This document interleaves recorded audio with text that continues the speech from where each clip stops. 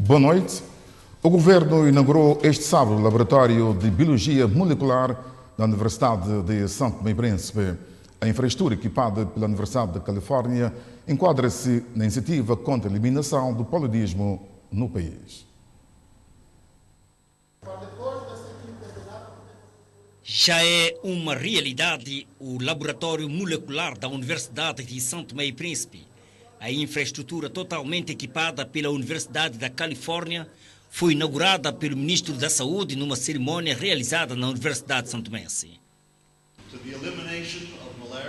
A missão do programa da UCMI é contribuir para a eliminação do paludismo em São Tomé e Príncipe e fazê-lo juntamente com os nossos parceiros nacionais de São Tomé e Príncipe.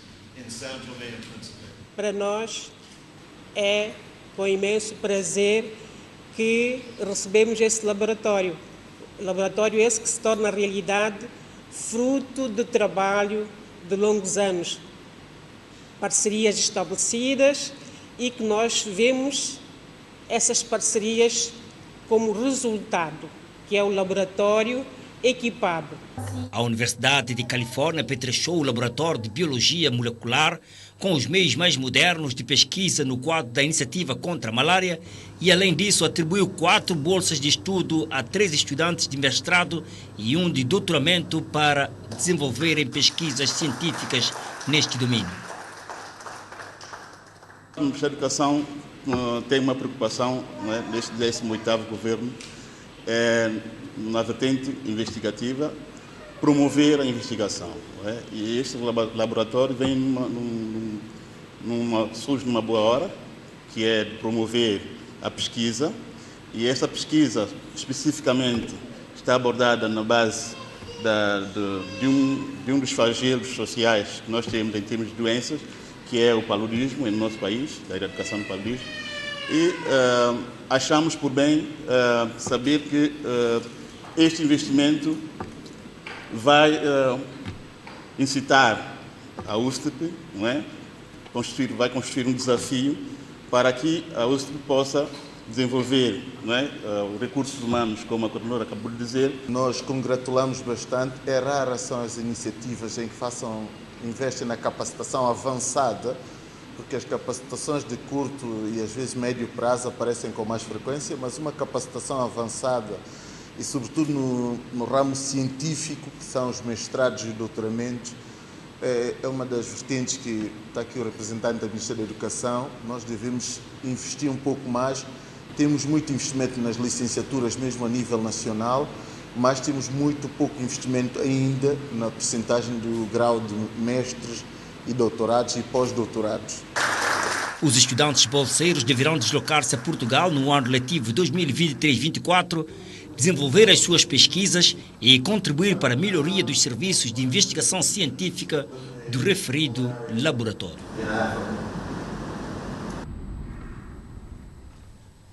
Os tribunais estão a preparar a abertura do novo ano judicial para a primeira quinzena de março. A informação foi avançada à TVAC pelo Presidente do Supremo Tribunal de Justiça, Silva Gomes Cravide.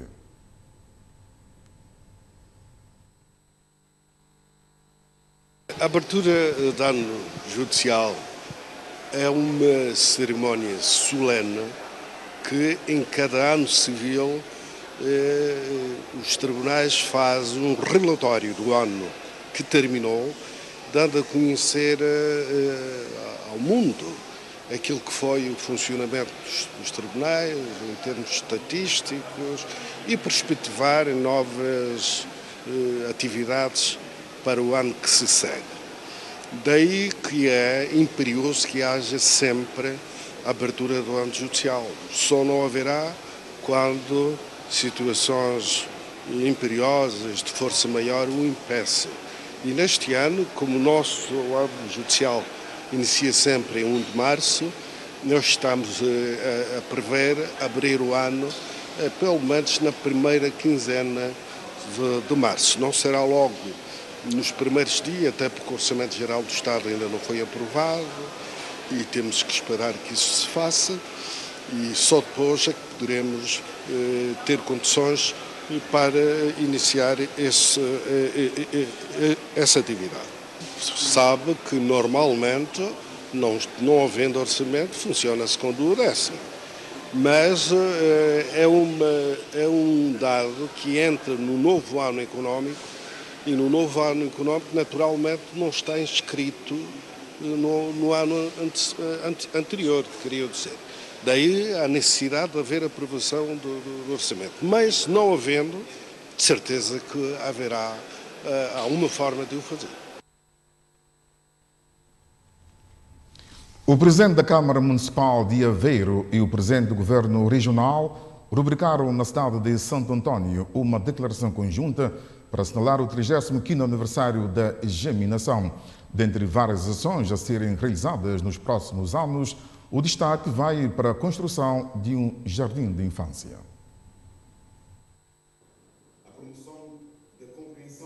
Desde a assinatura do protocolo de amizade, a 8 de dezembro de 1988, as cidades de Aveiro, em Portugal, e Santo António do Príncipe têm procurado aprofundar a cooperação cultural e de amizade entre os cidadãos nas áreas da cultura, saúde, desporto, educação, formação e o desenvolvimento económico. Completando os 35 anos de geminação, as partes decidiram assinar esta declaração conjunta com o objetivo de uma maior cooperação e concretas em 2023, 2024 e 2025. E uma delas é a construção por breve de um jardim de infância na região do Príncipe. Assumimos com o documento que acabamos de assinar a educação e escolhemos a primeira infância formal no quadro daquilo que é a organização do Estado, de facultar o apoio às famílias, o primeiro passo formal de a educação complementar à educação das famílias são os jardins de infância, com um objetivo fundamental que queremos cumprir no quadro das apostas que o Governo Regional do Príncipe tem em desenvolvimento. Nesta assinatura de declaração conjunta com ações concretas, deixa a Câmara Municipal de Aveiro e o Governo Regional ainda mais familiar. Enquanto Presidente do Governo Regional, mas enquanto um cidadão do Príncipe, sempre esteve o município aqui nas ruas do Príncipe, falados como não só município germinado, mas um município cada vez mais familiar. É difícil dizermos, nos dias que correm, quantidade de cidadãos e cidadãos do Príncipe que passaram pelo Concelho do Aveiro, frequentaram a Universidade do Aveiro, viveram, trabalharam, muitos regressaram e outros por lá ainda estão. Portanto, criou-se aqui uma relação de irmandade, familiaridade, que fica difícil de nós dissociarmos. O que hoje acabamos de assistir é uma declaração conjunta, mas com ações concretas. Com esta declaração, no âmbito desta relação de germinação, vamos poder beneficiar na educação com a edificação de um jardim de infância. Então, recebemos esse feedback positivo. É, em primeiro lugar, o motivo que me leva também a apresentar este primeiro agradecimento, porque disponibilizou-se não só para conceber o projeto, mas também para apoiar efetivamente na sua construção. Nesta declaração conjunta está ainda prescrita o apoio da Câmara Municipal de Aveiro a cidadãos do Príncipe que residam por um período definido de tempo para formação a vários níveis, com trabalho de estágios nas áreas de planeamento e desenvolvimento urbano, turismo, construção e manutenção de calçadas. É por aqui que nós queremos, de forma muito concreta, nestes próximos 3 anos, dar contributo para o crescimento e desenvolvimento do Príncipe, dar contributo para o crescimento e desenvolvimento da Aveiro, utilizar estas competências únicas e fantásticas destes territórios para dizermos aos 2 territórios e ao mundo que este trabalho de cooperação entre os povos, o respeito pela história, o respeito pelas especificidades de cada um, são um elemento central da construção do desenvolvimento, da cultura da paz, e por essa via nós podemos propiciar a nós próprios, a cada um de nós em primeiro lugar e aos nossos concidadãos, espaços de crescimento, espaços de realização profissional, espaços de felicidade individual e coletiva. No final, Ficou ainda o convite da participação do Governo Regional do Príncipe no evento dedicado às cidades geminadas e amigas que a Câmara Municipal de Aveiro vai organizar no âmbito do programa de Aveiro, Capital Portuguesa de Cultura 2024. Em 2024, Aveiro vai ser Capital Portuguesa da Cultura e começaremos esse evento logo no primeiro dia para a malta estar bem ciente que vai ser um ano hiper intenso. Começaremos no dia 1 de janeiro de 2024 e vamos querer um trabalho muito especial, muito exposto às centenas de milhares de pessoas que vão viver connosco os vários eventos da Aveiro Capital Portuguesa da Cultura, que a cultura aveirense, que a cultura portuguesa é uma cultura do mundo inteiro. A assinatura desta declaração conjunta pelo 35º aniversário da geminação entre Aveiro e a região autónoma do Príncipe foi testemunhada pela Ministra da Educação, Cultura e Ciências. 2 residências foram destruídas pelo fogo em Água Bobô. Várias famílias encontram-se sem teto. Restos de chapas de zinco, esqueleto de madeira, roupas e alguns utensílios foi tudo que sobrou da casa de 7 quartos em Água Bobô na madrugada deste sábado por volta das 4 horas em um incêndio. Eu senti claridade, estou a ficar a fazer pá. Quando eu desperto, já me lembro de tempo para poder fazer, eu só vi chama de fogo, já estava aqui no quintal todo branjado. Então eu corri, levantei, bati para a rede de quarto, do meu quarto para meus filhos. Sofia, Wilson, levanta, fogo. Eu estava achando que fogo está na minha porta, porque quando que vi fogo, dei-me um susto, eu corri para o quarto dos meus filhos. Fogo. Então eu abro a janela, comecei a gritar, minha vizinha fez, Iva, socorro, fogo. Então elas saíram, vieram, minha vizinha quando desceu, disse que lá de Marili, casa queimou, coisa de Marili queimou tudo. Fogo está aqui de Marili, é que meu filho conseguiu abrir porta, ele está com porta. Quando nós abrimos porta, assim, para hoje, o fogo já está tudo alto, 4 horas. Segundo a senhora São, a chegada tardia da equipa de bombeiro também contribuiu para isso. Ligaram para o bombeiro. Minha vizinha saía até que é para ir para o bombeiro, eles não chegaram a tempo. Quando eles chegaram, já viram fogo, já a casa toda destruída. A casa da minha mãe já estava tudo queimado. Já estava aqui de minha avó, tudo já estavam aqui de metia. E a casa tinha quantos compartimentos? Minha mãe tinha 2 quartos, uma sala. A casa ao lado aqui, que é de metia, também tem 3 quartos, uma sala, uma varanda. Numa das casas, residia esta jovem inquilina de 22 anos com a sua filha menor de 2 anos. Dormi lá da minha tia. Eu nem entrei em casa, vim direto, só peguei fogo. Lá, e minha filha banho e fui para a cama. Televisor, cama, colchão, roupa de minha filha, minha roupa. Estas famílias aguardam agora por gestos solidários para ultrapassar esta situação. E no momento havia alguém em casa? Não. Minha filha que está em casa de minha mãe. Já há um mês ela dorme na minha casa, porque o bebê dela encontra-se doente. Ela dorme na minha casa. Nem fogo ela pega. Não tem, quer dizer, praticamente ela não tem. Ela está vivendo mesmo, porque só as coisas que estavam aqui. Ela praticamente vive, passa tempo na minha casa. E a população conseguiu ajudar? A população, por acaso, graças a Deus, ajudou. Mas do jeito que o fogo estava, não dava para fazer mais nada. E agora o que espera nesse momento? Espero, não sei como dizer, não sei como dizer. Apelo para a pessoa de boa vontade. Pessoa de boa vontade, que tem vontade para ajudar. Esse governo que estava a ver se faz pelo menos um quarto para minha mãe, meu tio, não tem onde ficar. Perdeu tudo, não tem onde ficar, ele saiu. Está tudo destruído. Só estou com essa roupa. Minha filha também está com essa roupa que ela está com ele no corpo. E agora qual é o apelo que fez? Pessoa de boa vontade. Que dá uma mão. Além das casas, uma viatura também ficou parcialmente queimada. Na próxima segunda-feira vai arrancar a Semana Nacional de Proteção de Dados Pessoais e da Privacidade. Para este ano, o lema escolhido pela Agência Nacional de Proteção de Dados Pessoais: proteção de dados é um direito e uma obrigação.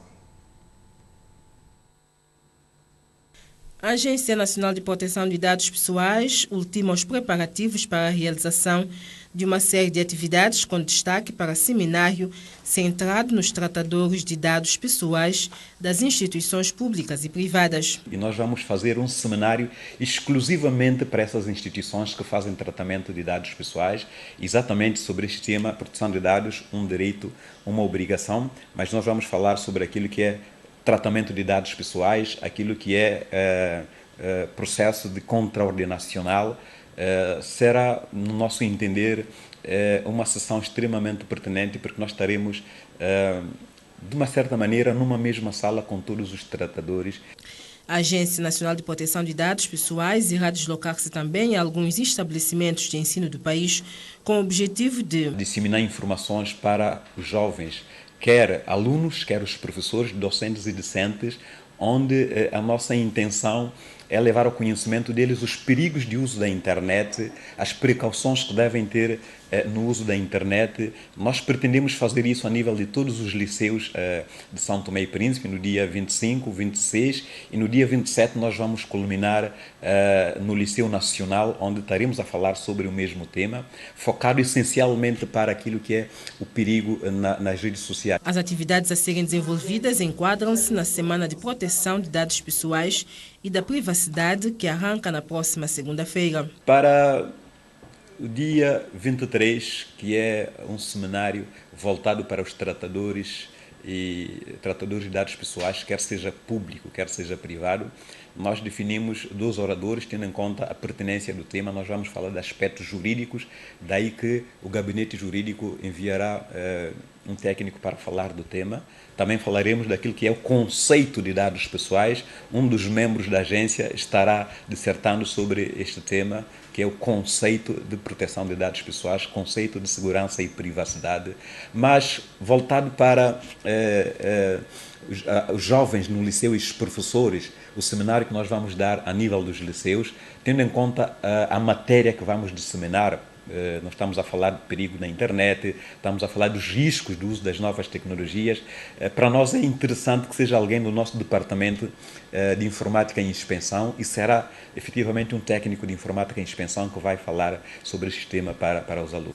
Segundo peritos informáticos, pessoas dos 14 aos 35 anos consomem mais as ferramentas tecnológicas. E neste pacote nós vamos encontrar professores, alunos, e a nossa intenção é sensibilizá-los, porque nós entendemos que a melhor forma de prevenir é ensinar a fazer o bem.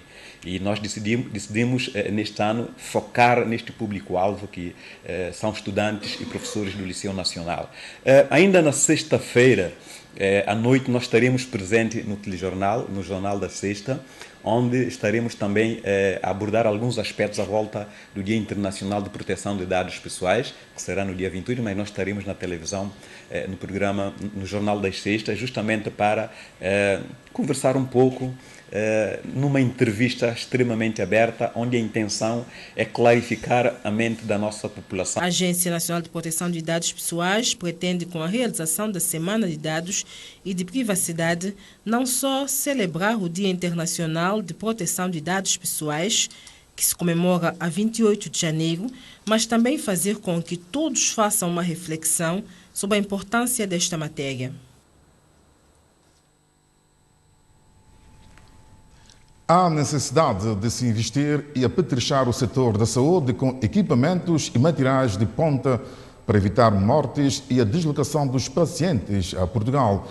Esta foi uma das recomendações saídas da segunda jornada científica organizada pela Ordem dos Médicos.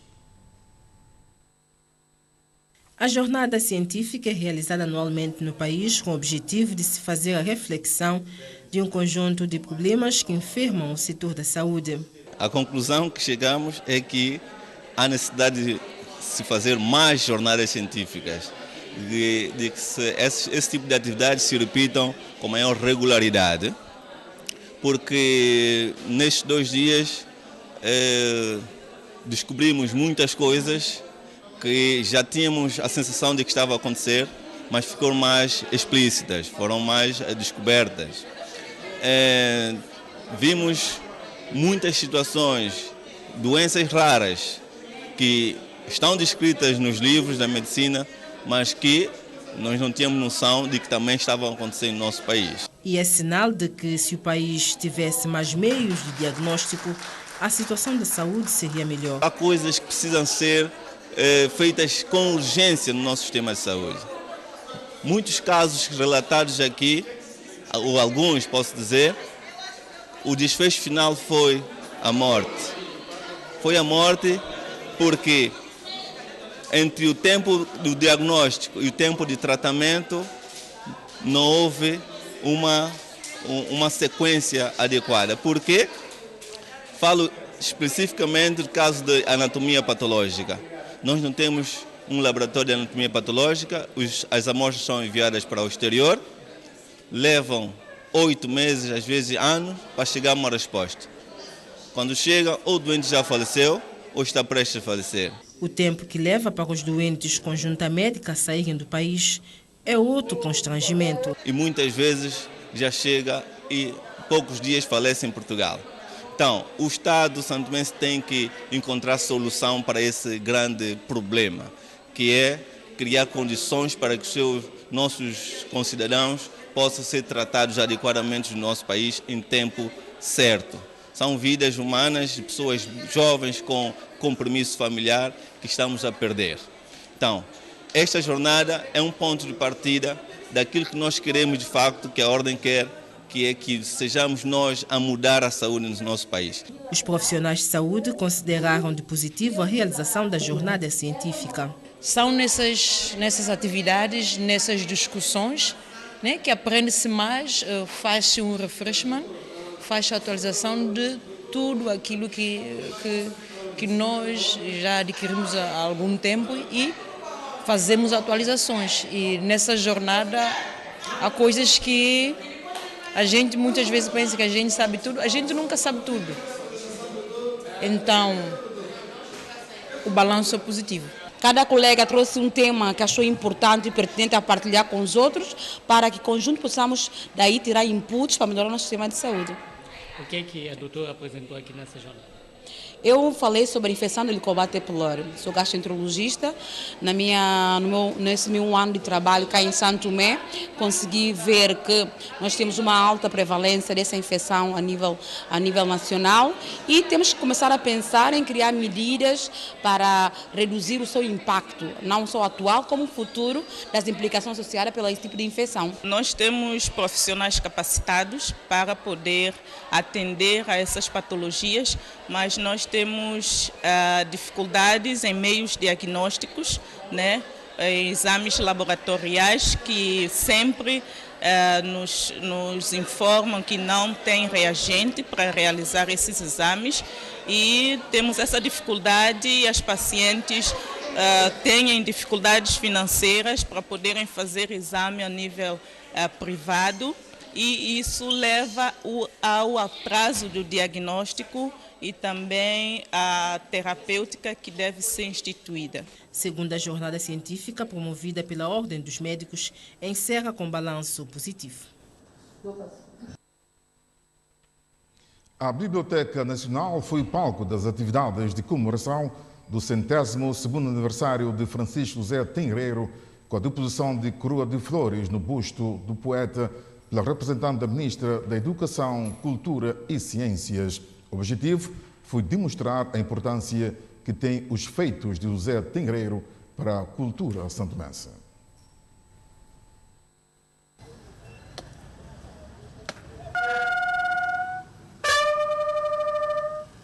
A deposição de coroa de flores com honras militares foi a cerimónia que deu abertura à comemoração do aniversário de Francisco José Tenreiro, uma atividade organizada pela Biblioteca Nacional, Casa da Cultura, Direção de Ensino Secundário. Por isso foram convidados vários jovens estudantes. Esta atividade ela consistia justamente em mais uma data comemorativa. Como sendo um poeta de grande relevância para o país, não queríamos que essa data pudesse passar despercebida. Foi assim que, enfim, mais uma sessão nós decidimos, enfim, fazer esta atividade para relembrar mais uma vez o o poeta Francisco José Tenreiro. A vida e obra de Francisco Tenreiro foi o título de uma palestra que se seguiu depois para marcar o aniversário do considerado maior poeta do país. Ligia Santos foi a representante do Ministério da Educação que fez a abertura oficial do evento. Trata-se de uma figura proeminente da literatura e da cultura de São Tomé e Príncipe e da África. Já muito foi dito com relação ao Francisco Tenreiro.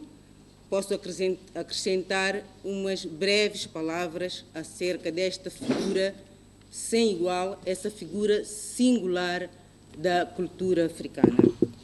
Através da sua obra poética e dos seus postais, com ilustrações da fauna e flora, revelou o seu amor e apreço pela África e por São Tomé e Príncipe, apesar de ter deixado ainda muito novo a ilha. É um poeta de mestiçagem, da multicultura, que ao mesmo tempo que exaltava a cultura da sua terra natal, não renegava certos valores adquiridos com a colonização. Mais de 40 estudantes foram convidados a assistir a esta cerimónia que visava convidar ou incentivar a leitura e marcar o 100º aniversário de Francisco José Tenreiro. Eu sei que Francisco José Tenreiro foi um escritor santomense. Ele nasceu aqui, mas foi levado quando ele tinha 2 anos para Portugal. E lá que ele passou a maioria do seu tempo ali. Mas ele sempre batalhou pela cultura santomense e pela literatura santomense. Achas que o exemplo de Francisco José Tenreiro é um exemplo que a juventude deve seguir? Sim, esse é um bom exemplo, mesmo na diáspora, mas sempre mantendo a essência da cultura santomense dentro do padrão. E o que Francisco José Tenreiro tem representado para si, pessoalmente? Para mim, ele é uma inspiração para nós, sabendo que nós alunos, mesmo há alunos que quando chegam ao 10 de diáspora, torna outra pessoa em vez de ser próprio santomense.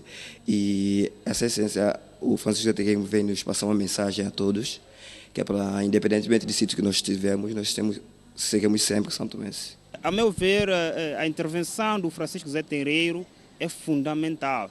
Um dos grandes intelectuais na altura, deixou legados através de grandes escritas. Nós, enquanto cidadãos santomenses, devemos aproveitar esta herança, deste legado deixado pelo Francisco José Tenreiro a nível literário, para que também possamos contribuir, escrevendo, deixando também heranças para novas gerações. Francisco José Tenreiro faria 102 anos se estivesse vivo, mas ainda assim está vivo no coração dos santomenses através dos seus contributos dados à nação e o seu legado deixado por escrito. A inflação aumentou 2%, segundo o índice do preço do consumidor do último mês de dezembro. Isto refletiu a subida de preços dos principais produtos do mercado santomense, dados avançados pelo Instituto Nacional de Estatística. O índice de preços do consumidor referente ao mês de dezembro último aponta para uma subida da inflação na ordem de 2% em relação ao mês de novembro de 2022. A subida de preços afetou vários produtos e subprodutos nacionais. No grupo de cereais, o milho subiu para 17,30%, a farinha mandioca para 4,40%, quase a mesma percentagem do arroz. Carne de porco subiu na ordem de 8,60% e o frango 3,90%. No mercado de peixe, as subidas percentuais foram consideráveis. O atum está a 11,20%, a agulha sombra a 5,10% e o nosso fulo-fulo está também na ordem de 2,60%. Os vegetais, tubérculos e leguminosas secas também tiveram uma subida no mercado. A pimpinela está a 34,90%, batata inglesa 15,90%. O que não subiu muito no mercado são as bebidas alcoólicas. Como também acontece, alguns produtos diminuíram de preços neste mesmo período, isto é, durante o mês de dezembro de 2022. A diminuição de preços aconteceu nos seguintes produtos: bica baixou 6,2%, tubarão para 4,1%. No grupo de legumes, o pimentão baixou 11,5%, couve 9,2% e o limão 4,4%. A taxa de variação mensal em dezembro de 2022 foi de 1,6%, valor inferior em 0,1 ponto percentual ao observado em novembro de 2022. A taxa de variação homóloga em dezembro de 2022 foi de 25,2% contra 9,5% registrado no mesmo período do ano anterior.